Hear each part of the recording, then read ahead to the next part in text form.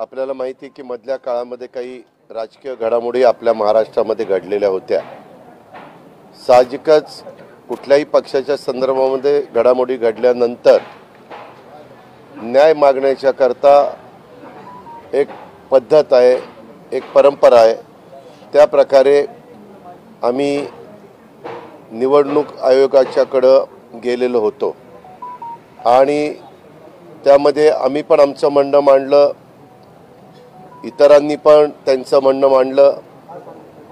त्याच्या अनेक तारखा पडल्या, सगळ्यांचं म्हणणं, वकिलांचं म्हणणं जाणून घेतल्यानंतर साहजिकच लोकशाहीमध्ये बहुमताला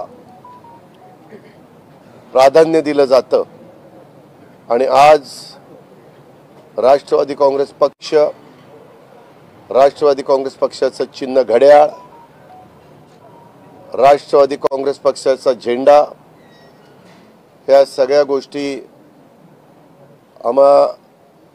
आम्ही लोकांनी जो निर्णय घेतलेला होता, मग प्रफुल्लभाई पटेल असतील, सुनील तटकरे, छगन भुजबळ, धनंजय मुंडे, दिलीप वळसे पाटील, बाबा आत्राम, संजय बनसोडे, आदिती तटकरे, अनिल भाईदास पाटील, आम्ही सगळ्या सहकाऱ्यांनी आणि आमच्याबरोबर असणाऱ्या 50 आमदारांनी जो काही निर्णय घेतलेला होता, त्या निर्णयाच्या संदर्भामध्ये इलेक्शन कमिशननी निकाल दिलेला आहे।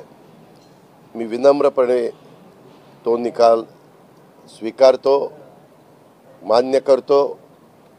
त्यामध्ये आम्ही निवडणूक आयोगाचे देखील आभार मानतो, त्यांनाही धन्यवाद त्या ठिकाणी देतो। हेच मला या निमित्तानं आपल्याला सांगायचं।